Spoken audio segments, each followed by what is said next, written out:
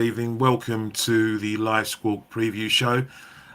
Today we are here to discuss predominantly the US inflation data out later on today, but we'll also take a look at the UK and all things related to the UK at the moment. We saw inflation data out this morning, which is obviously of interest, and also we'll have a look at what the effects of this will have on monetary policy and fiscal policy moving forward. So thank you for joining, and we'll get straight into it. Anyone who's new to LiveSquawk, we are a financial audio news stream. We are 24/6 effectively, and we bring you all, and we aggregate the news, financial news, and bring you all the market and relevant geopolitical news straight to your desktop through our browser app. So please take a look at livesquawk.com and see if it's something that you might find useful in your trading day. Also, we'll get the boring stuff. I'm joined actually by, they're not boring at all. Actually, they're quite funny together. They should form a double act. But I'm joined by two market experts and strategists out there, and I'll introduce them in a second. Before I want to do that, though, I'll just quickly go through a disclaimer here. The content provided on this channel is for the informational and educational purposes only. I am not a licensed financial advisor, and none of the information shared should be considered as financial investment or trading advice. Please conduct your own research, consider your financial objectives, and consult a qualified financial professional before making any investment decisions. Investing and trading in the financial markets carries risks, and past performance is not indicative of future results. Neither LiveSquawk or myself are responsible, or my guests responsible for any losses or gains that may result following the content on this channel. Now I've got that out of the way, I'd like to introduce Ryan Littlestone of Forex Analytics and Michael Brown of Pepperstone. Michael Brown is Senior Research Strategist at the broker platform, and Ryan trades himself, but is also a strategist and commentator, market commentator for Forex Analytics, as well as Forex Flow as well, his own platform. So welcome to you both. Afternoon, mate. Very good afternoon. Afternoon. You mentioned double acts. I'm wondering, what are we? Sort of two Ronnies, Morecambe and Wise. Where are we going with that one? I was going to say, yeah. Let me think. French and Saunders. I was going. I won't ask who's who. Probably best not to, eh? So yeah, welcome, guys. I wanted to quickly just go through what we're looking at predominantly for the start of play today, and that's US inflation data. We saw PPI data out yesterday, came in on the slightly softer side, and there is, if you're looking purely on the feed through from pipeline inflation into the CPI number, I think there's a lag of about 3 or 4 months. But in terms of the significance of PPI yesterday, it plays into core PCE calculations. I think it takes about 20% of the of that, and it gets thrown into core PCE. So we'll have a look at that in a second. But the inflation data itself, we're looking for headline rate to rise to 2.9% from 2.7% year over year, according to the last analysis that I've seen. For the core CPI year over year, we're looking at 3.3. That would leave it unchanged. A note from Barclays here: they forecast the headline index to show a 0.36% month over month. They use unrounded numbers. 0.36% month over month rise, month over month, 2.9% year over year gain, reflecting a notable increase in gasoline and other energy prices and continued firmness in food. The bank said, we expect the core component to moderate to 0.22% on the month, 3.2% year over year, following a string of 0.3% month over month increases since August, almost entirely reflecting slower gains in used cars and other core goods prices. Nonetheless, we expect the core PCE price deflator to accelerate about 8 basis points in December to 0.19%, 2.8% annually, after folding in anticipated firming in components of PPI and import prices that inform the PCE reading. And on that note, Michael, What are your views on today's number, and do you see? Do you agree with what we've just read from Barclays, or do you have your own particular view on it? Yeah, well, firstly, good afternoon once again. I think the note you read out is pretty much spot on. To be honest with you, I think clearly we're expecting a bit of a reacceleration in headline inflation, largely as a result of some temporary factors. Although this rise in gasoline and energy prices looks to have continued into the start of the new year. Certainly, if you look at something like crude oil prices. What I would say just more broadly on CPI is I think the figures will probably largely just sort of strengthen the bias that we already had, which is one that we are slowly but surely getting back towards a more normal level of inflation, but it's a very, very bumpy path back to that level. And as a result of that, and when you throw in the blowout jobs numbers that we had from the states on Friday, I think that really just cements the case for the Fed to skip January and probably stay on the sidelines for a little while, just as they wait and see what the data says for the next quarter or So in terms of normal, where would you see what would you put normalcy at for inflation at the moment, stateside? Yeah, well, I think the way that I've kind of been framing it this cycle is we've moved to an environment, I think Ryan will probably agree with this, where 2% inflation is now a floor, whereas before the pandemic 2% was very much a ceiling. So I think really the central banks, whether it be the Fed, BOE, ECB, well maybe the ECB accepted, but certainly the Fed and the BOE would look at anything in a sort of 2 to 3% range on a headline annual reading and say, for now at least, that's probably good enough. Fair enough. Ryan, would you concur? Yeah, pretty much. The problem I have with inflation and what the normal level is, the core number has been above 3% for nearly 4 years now. So normalcy is already higher for that core number, and it is becoming a problem for the Fed. We've seen inflation going up the last couple of months. This will be another one in the pipe. It's already got the market obviously pushing towards a pause. It's got the Fed pushing towards a pause. And I think if we get a hot number today, if it's hotter than expected, well, we're going to start mechanically pricing rate hikes. You're going to see some of those metrics, forwards, futures, whatever, starting to price hikes. And we'll see the usual extremism of the pendulum swinging towards the hike side. And we've already had Bank of America saying that the cut cycle is over, and there's a strong risk that the next move might be a hike. So anything hotter, even if it's around expectations, is going to feed into that narrative.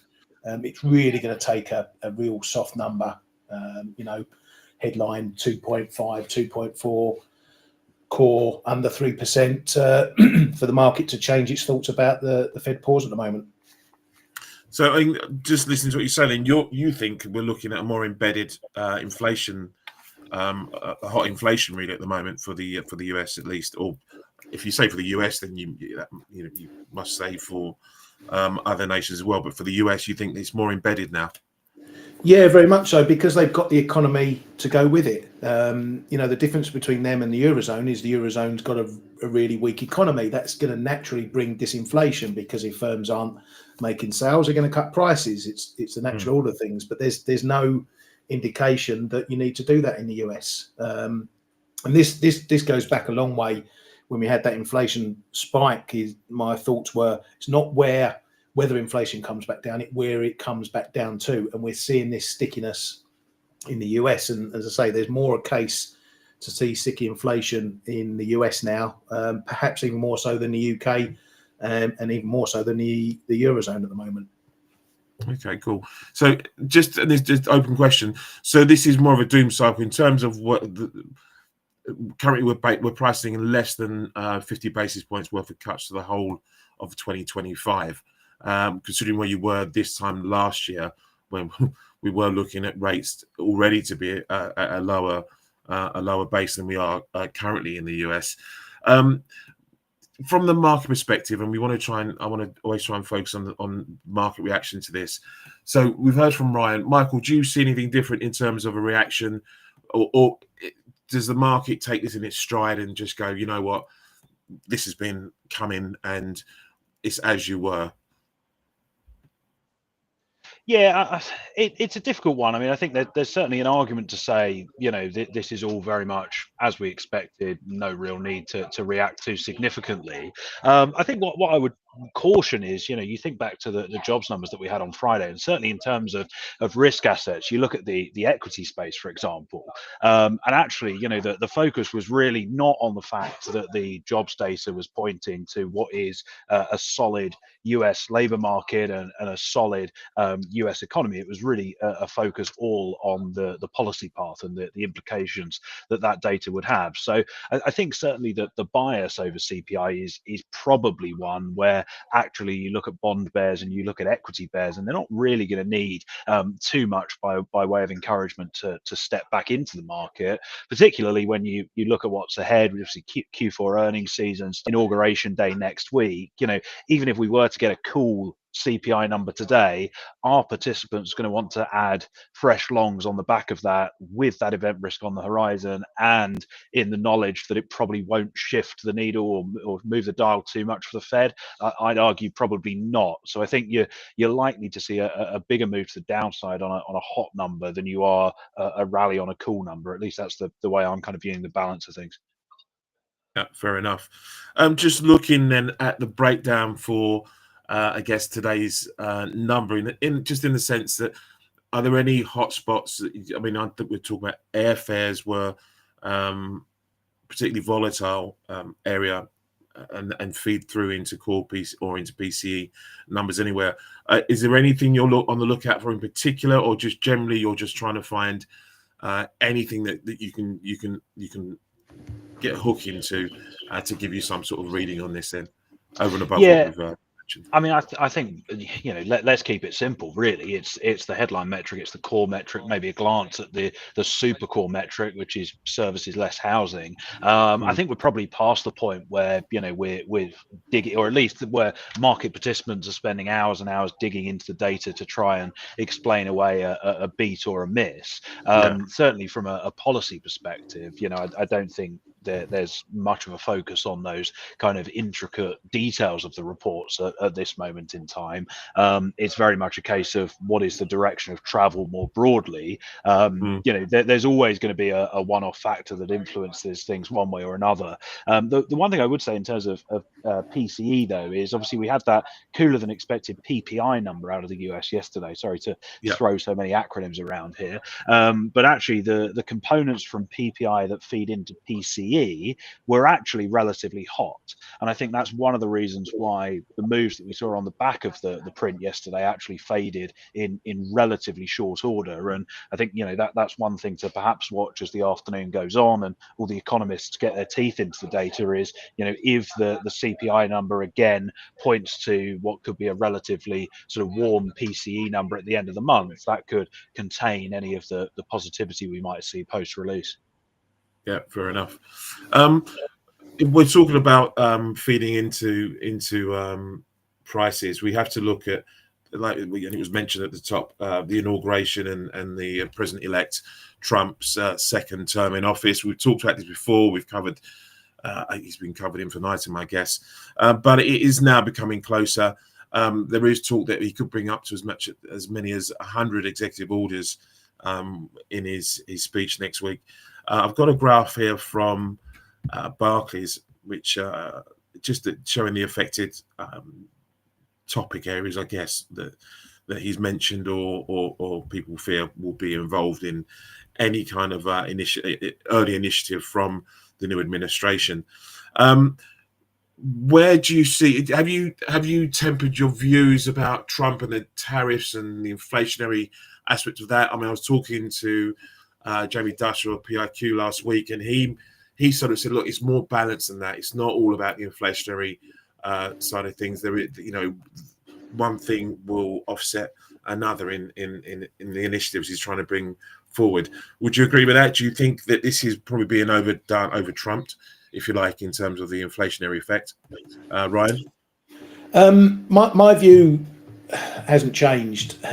He's come in wielding the big tariff stick, 100% on Mexico, 200% on China, all this sort of stuff. The rhetoric is going to remain, I think, over the inauguration.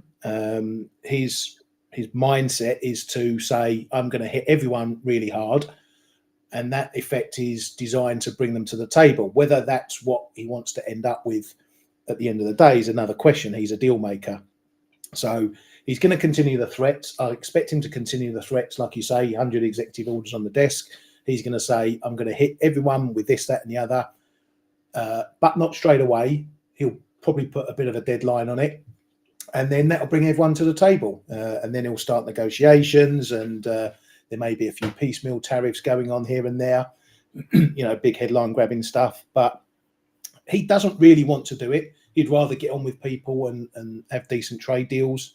But he's going to continue that threat, I think, into next week. And then after that point, then we see what deals get done. Yeah, it's interesting. I've got this piece here that, again, from this Barclays piece, it says, at a press conference at Mar-a-Lago, he refused to rule out using the military to gain control over the Panama Canal and Greenland, and said he would use economic force to make Canada the US's 51st state. Again, bold words. He also criticised former President Carter ahead of his funeral this week, classy, reiterating that his call for Hamas to release hostages, and repeated the plan to drill, baby, drill. There's quite a lot to unpack in terms of what Trump wants to do, Michael.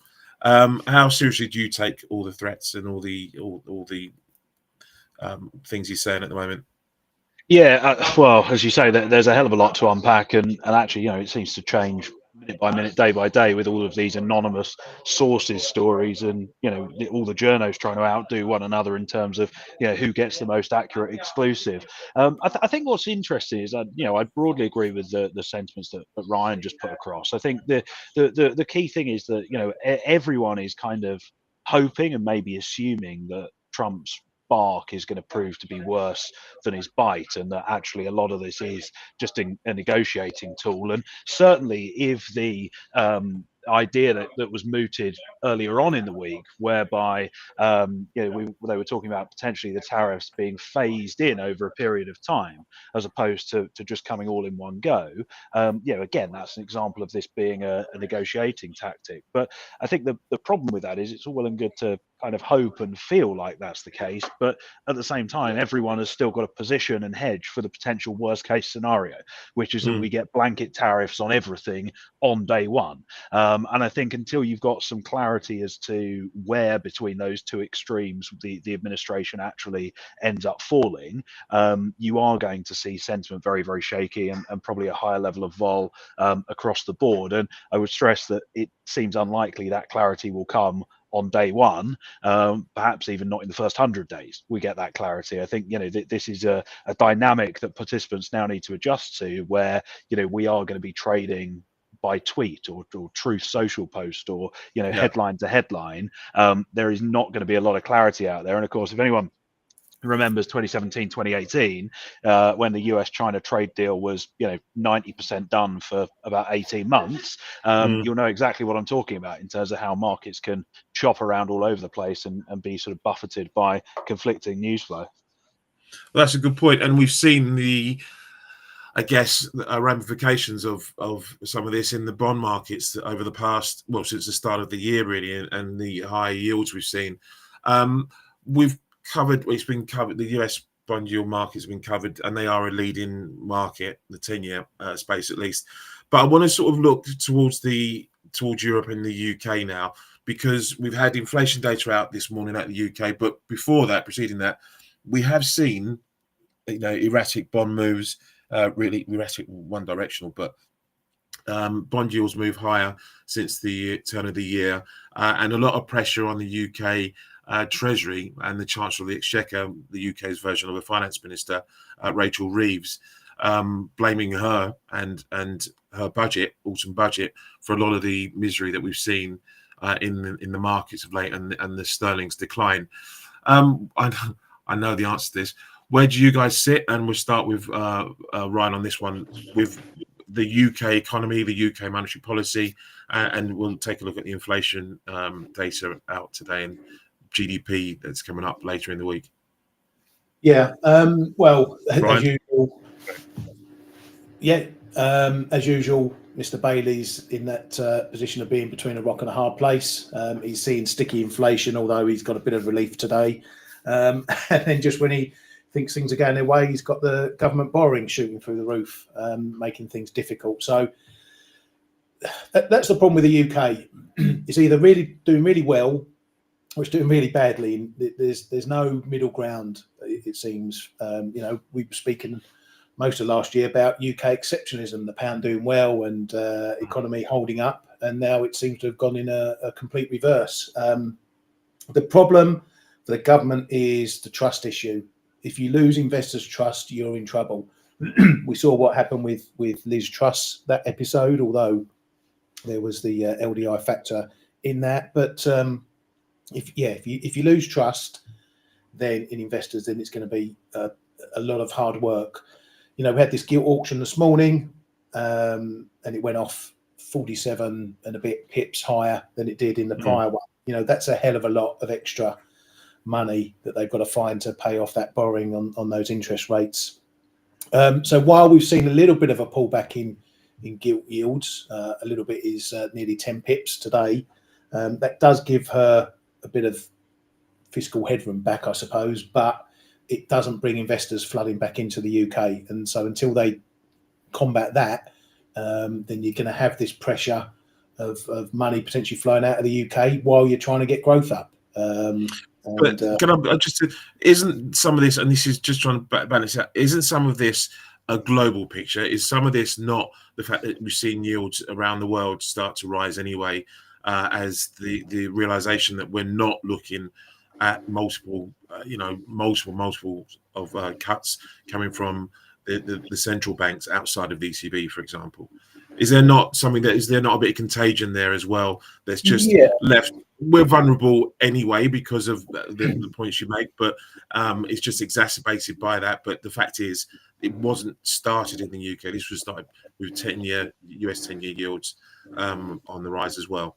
Yeah, but we've been following that. All yields have been rising on the sticky inflation picture and what's going on with Trump and US and whatever.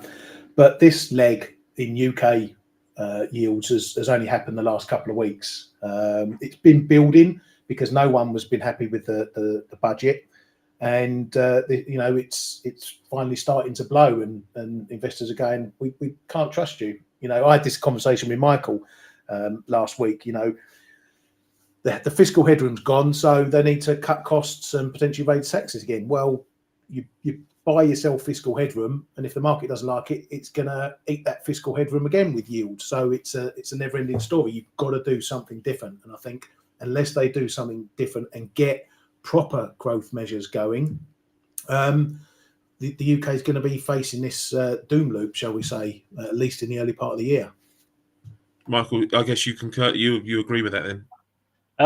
Yeah, absolutely. I mean, this is a family program, so I'll keep things clean and say that I think we're in a bit of a pickle at the moment, really, here in the UK. And I mean, hindsight is 2020, as they say. But even at the time of the budget, we were all, every sort of commentator was sat around going, Rachel Reeves has announced all of these measures: tax and spend, borrow and spend. It's going to yield, I think the OBR's calculation was 1.5% extra GDP growth over a 50-year horizon, so next to nothing. And while doing that, she left herself about 10 billion quid's worth of headroom against the fiscal rules. So I guess in many ways it was only a matter of time as to when participants would kind of wake up and go, actually the numbers simply do not add up here. And that's exactly what we've seen. And I think you alluded to the sell-off across the treasury curve. I think that was probably a catalyst for investors to look a little bit more closely at the fiscal backdrop globally. And when you do that, the UK economy really sticks out like a sore thumb in terms of the perilous backdrop that we're facing here. And yes, we see gilts rallying this morning, yields coming lower after the CPI number, but to be honest with you, it doesn't really matter. We're still dealing with an economy that is stagnating at best.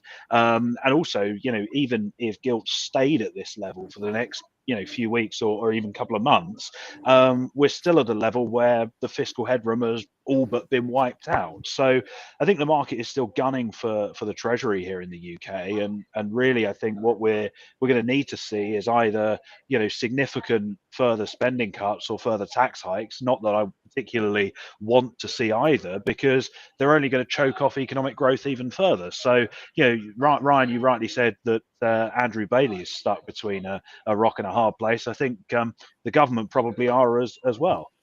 There's plenty of room for them. I mean, there's an FT piece this morning that says gilt investors have told the UK's Labour government that it may need to increase taxes further if it's to retain credibility with the bond market after its borrowing costs rose to their highest since the financial crisis. So there is a mounting pressure, not only on the government to do something in terms of taxes, but on Rachel Reeves herself. Is there much point in getting rid of her? Is there much point in her resigning and getting someone new in? The government's not likely to change its policy or fiscal stance right now, is it? I think politically, the easiest option, if they do end up going down the route of tax rises, I think the easiest route from a political perspective is to throw Reeves under the proverbial bus, because you would be breaking your manifesto commitments at that stage, and that you would have that sort of sacrificial lamb and go, it was her that did it, not me. As this is Keir Starmer saying that, of course, we can try and move on.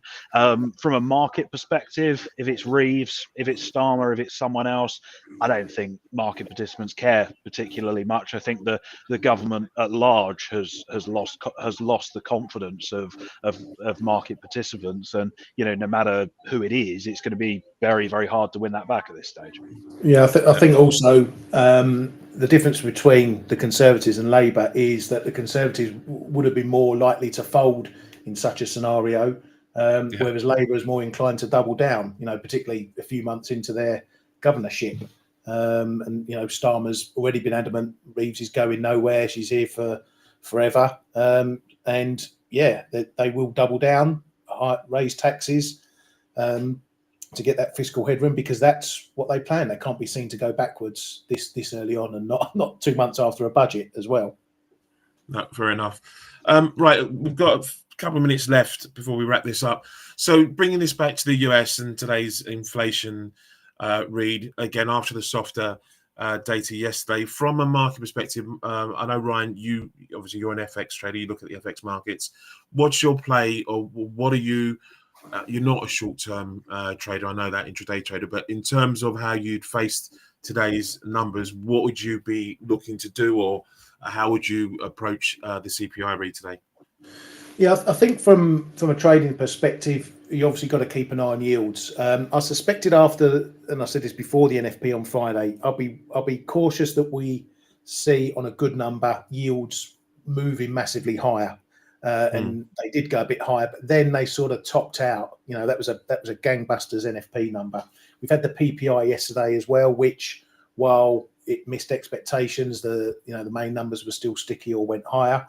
And again, yields, they firmed, but they didn't make new highs. I think the same thing with CPI. If it's a hot CPI today and we can't make fresh highs or hold fresh highs in yields, then that's going to indicate to me, at least from a trading Fed expectations, we've gone as far as we can in terms of a pause. It's going to take something super hot to get into that hike situation.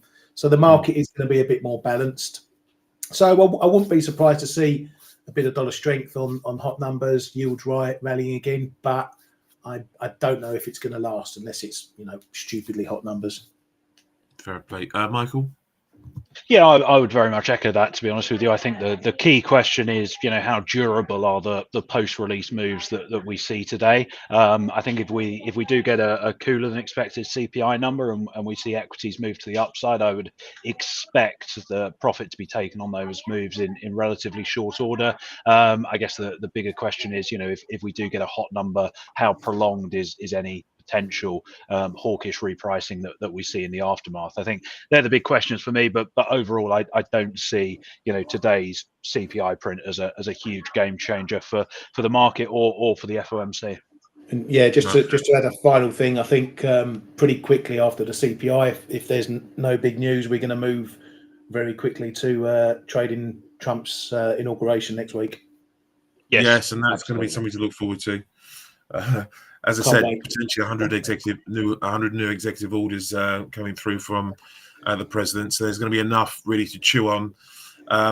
And just a reminder for everyone, it's actually also a bank holiday Monday for the US because it's Martin Luther King Day over there. It falls on the same day, the inauguration. So again, there may be delayed gratification in terms of market reaction to whatever Trump says. Maybe it's a good buffer that he's not speaking as the markets are open, because that could cause all sorts of issues in itself, I guess, and volatility. Guys, listen, thank you very much for your insights into today's inflation read and to the UK situation.